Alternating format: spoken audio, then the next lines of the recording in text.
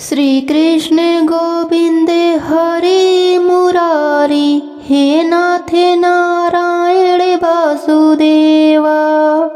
हरे कृष्णा। आप सभी का दिन शुभ और मंगलमय हो। आज मैं आपको मार्गशीर्ष शुक्ल पक्ष की मोक्षता एकादशी व्रत की कथा सुनाने जा रही हूँ। प्रेम से बोली विष्णु भगवान की जय हो। महाराज युधिष्ठिर बोले, हे जनार्दन, आपको नमस्कार है। हे देवेश, मनुष्यों के कल्याण के लिए मार्गशीर्ष शुक्ल एकादशी का नाम एवं महात्म्य वर्णन कर यह बतलाइए कि उसकी विधि क्या है, उस दिन किस देवता की आराधना होती है। महाराज युधिष्ठिर के ऐसे वचन सुन भगवान श्री कृष्ण जी कहने लगे, हे पांडव नंदन, तुम धन्य हो जो इस प्रकार लोकोपकारी प्रश्न किया है। अच्छा, सावधान होकर सुनो। यह एकादशी मनुष्यों के अनेक पापों को नष्ट करने वाली है। इसका नाम मोक्षता है। इसमें गंध, पुष्प, धूप, दीप, नैवेद्य, नित्य गीत, खोडोपचार पूर्वक सभक्ति दामोदर की पूजा करनी चाहिए। इस विषय में एक अनुपम पौराणिक इतिहास मैं तुम्हें सुनाता हूँ, जिसके सुनने मात्र से भाजपेय यज्ञ का पुण्य फल प्राप्त होता है। नरक में गए हुए माता और पिता एवं अन्य परिवार वाले भी अवश्य ही स्वर्गलोक को प्राप्त होते हैं। अस्तु, आप उस कथा को सावधान पूर्वक होकर सुनिए। हे राजन, पवित्र गोकुलपुरी में किसी समय पहले एक बैखानस नाम का राजा राज्य करता था। वह राजा अपनी प्रजा का पुत्र के समान पालन किया करता था। उसके राज्य में चारों वेदों को जानने वाले कर्मठी ब्राह्मण निवास करते थे। एक दिन रात में राजा ने सपने में देखा कि उसके पूज्य पिताश्री महाभयानक नरक में पड़े हुए हैं और राजा को देखकर प्रार्थना करने लगे कि हे पुत्र, कोई उपाय कर मुझे इस भीषण यातना से बाहर करो। प्रातः काल उठने पर राजा का मन परम खिन्न था। वह यही सोच रहा था कि किस प्रकार अपने पूज्य पिताजी को नरक से बाहर करूं।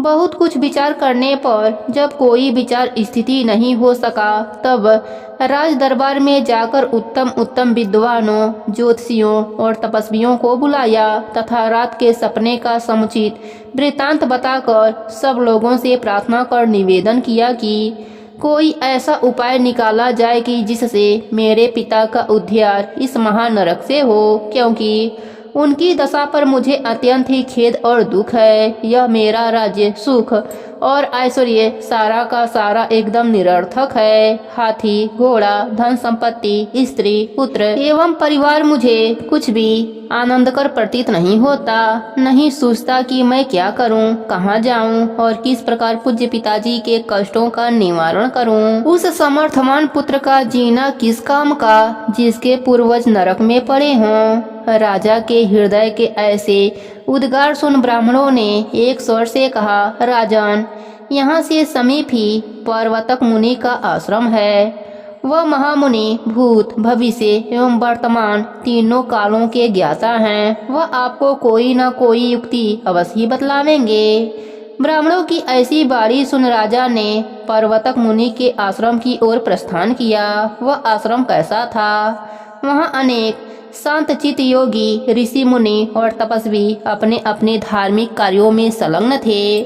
वह स्थान चतुर्वेद ज्ञाता वेदज्ञों से परिपूर्ण था। ऐसे ऐसे महात्माओं से घिरे हुए पर्वत मुनि अत्यंत तेजोमय दूसरे ब्रह्मा के समान ही दिखलाई पड़ते थे। राजा ने मुनि को साष्टांग नमस्कार किया।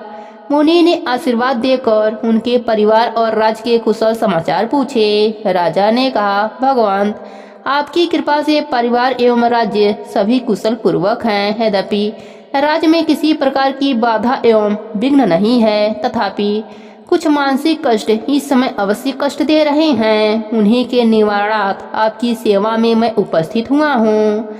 आशा ही नहीं, विश्वास है कि अब आपकी दया से वे भी दूर हो जाएंगे। राजा के ऐसे वचन सुन मुनि ध्यान अवस्थित हो भविष्य का चिंतन करने लगे।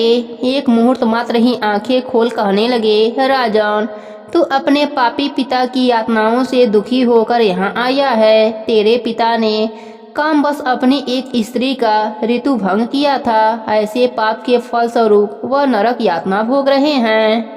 मुनि के वचन सुन राजा ने कहा, भगवान, किस दान, पुण्य एवं व्रत से मैं उनका उद्धार कर सकता हूँ? कुछ विचार कर मुनि ने कहा, राजन, अघन मास के शुक्ल पक्ष की एकादशी का व्रत आप सपरिवार कीजिए और उसका पुण्य अपने पिता के लिए अर्पण कीजिए तो अवश्य ही आपके पिता का उद्धार होगा।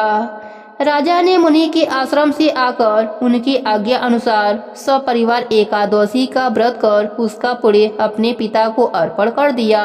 फलस्वरूप उसके पिता को नरक से निकाल एक दिव्य विमान में बैठाकर स्वर्गलोक भेजा गया। जाते हुए आकाश मार्ग से अपने पुत्र को धन्यवाद और कल्याण होने का आशीर्वाद देते गए। राजन, इस मोक्षदा एकादशी का व्रत करने वाले के समस्त पाप नष्ट हो जाते हैं और वह मोक्ष पाता है। इससे बढ़कर मोक्ष देने वाला कोई दूसरा व्रत नहीं है। इस व्रत के करने वालों को क्या फल मिलता है, इसे मैं भी नहीं जानता।